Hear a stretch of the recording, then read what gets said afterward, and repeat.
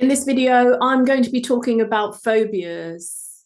So phobias and irrational fears is when your brain feels frightened and it spikes a fear response in your body and you get an irrational fear over something that other people find it quite okay to be doing, like getting in a lift or getting on the motorway, but you find it difficult. It could be something like a plane or injections. Some people develop them later on in life. So you're not born with these fears. You're not born with a phobia. They're just either learned from somebody. You might have watched a parent have a panic over something or be frightened of planes and you develop a fear of planes. You may just suddenly get scared because someone's running around screaming about this big spider that you're about to eat as a child. So sometimes it's the behavior of others that believes you and believes in your mind that it's a scary thing, and your heart starts to beat fast like this. I had a phobia for most of my life. I think from the age of 7, I developed a really intense fear of dogs. I was attacked, I was bitten, I was chased. Some of them are little nicks, like my legs and my socks would bleed a little bit. So not huge bites or anything like that. But I was so scared. I'd run away, I'd cry. Even as an adult, I would jump on people's backs and my heart would beat so fast. And as an adult, I didn't want my children to develop that fear. So I tried to get them near dogs and go and see a puppy if the neighbor had one.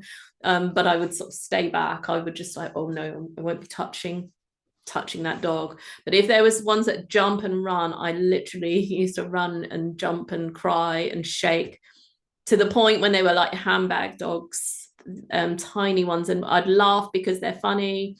Other people would be laughing, but I would be laughing and crying at the same time, and my heart would be like that and I'm shaking.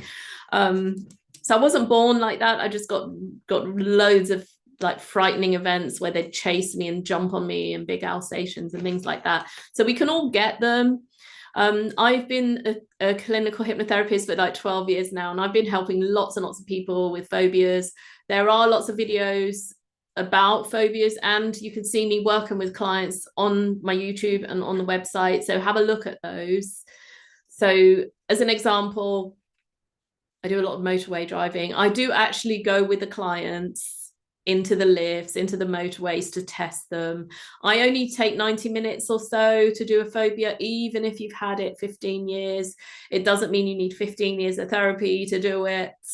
You're not stuck with a fear like this forever. You can get rid of it, and it's at a brain level. So I don't do exposure therapy. I don't keep making you go near it again and again until your brain gets adjusted to it. I think that's quite traumatizing, and that's one of the methods they require for you for CBT or exposure therapy.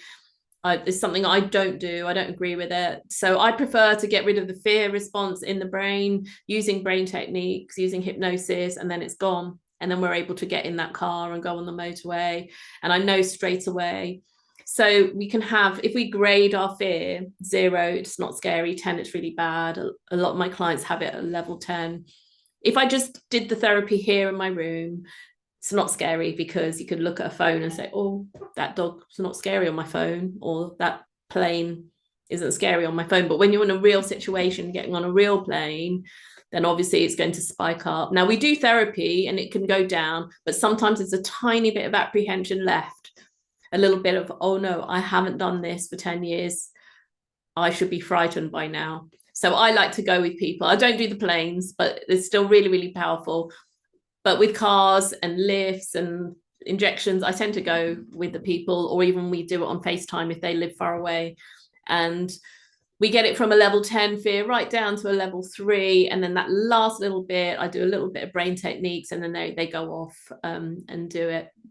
So as an example, I'm going to show a little quick video, but as an example, it doesn't always have to be about the thing that you're scared of. So if I give you an example about Steve. So Steve was scared of bridges, motorways, heights, open spaces, closed spaces. He was scared of lots and lots of things. And he came to me with many, many fears. And he didn't have them all his life. He actually had them about 15 years. And that meant he couldn't go on flights anymore. He couldn't go to concerts, shows. He was scared to go top of a roof.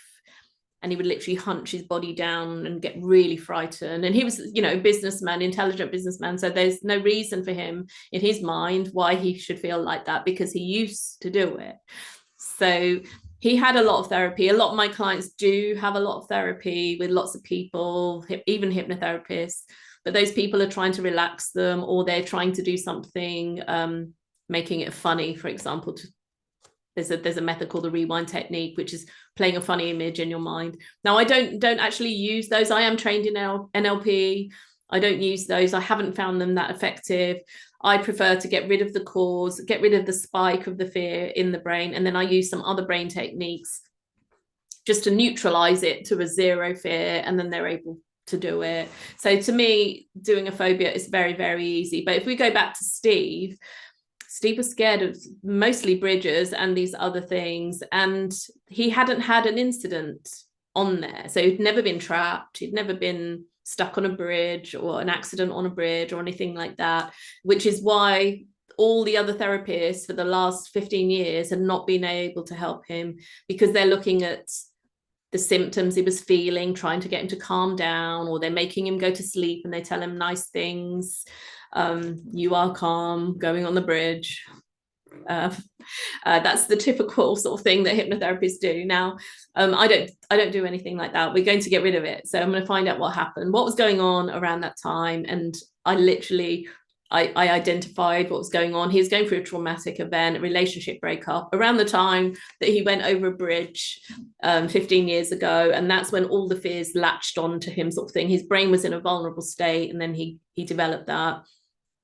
When I treated that, all of it went away, and we're able to go on the bridge and open spaces. We went on top of the roof. He went loads of places, and all his fears and phobias are gone. So that's how quickly it is, and that's how it works. And another client of mine, Charlie. So I've done loads and loads of clients in lifts. I think I've got about 4 or 5 videos of them, but I've done a lot more than that. If you can understand that not everyone wants to be in a video, and I like to do them for publicity. I like to do the phobias and fears because people you know, are quite willing to do it. So they don't, if it's a lift, for example, some of them haven't actually been stuck in a lift.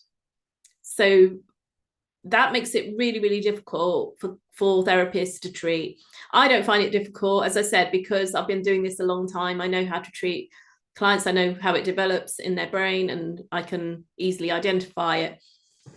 Some of my clients have been stuck in lifts, some of them haven't. So as an example, as there's a lady called Charlie, she was scared of enclosed spaces, backs of cars, like a car with just 2 doors, like a hatchback car, scared of lifts, elevators, and scared of planes as well, and trains. So there are a lot of things, but she came mostly about being in a small space.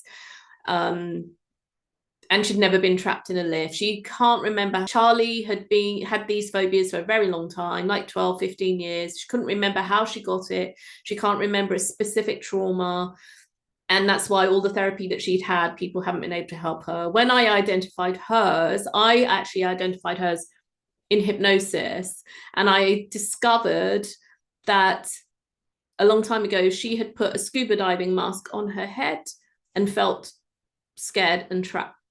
And that's, I believe, when it started. When I let her brain know that she was alive and she was safe and all of this was gone, off we went, the back of the car. I locked her in. She was happy. I could press the lock as I drove along.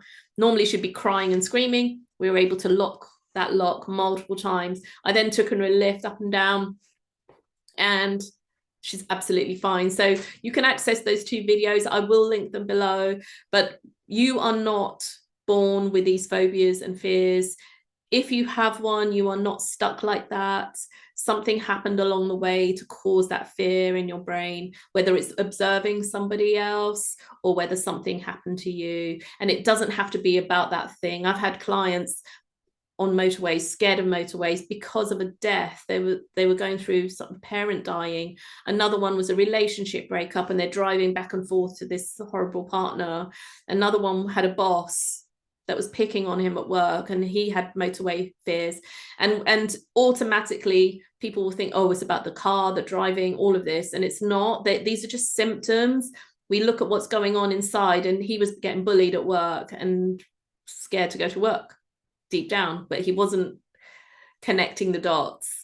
So when we do that, then it can all go away. Okay, so that's basically what it is with fears and phobias. You're not stuck forever. You can make it go. If you want help with a phobia, I do it in a 90-minute session.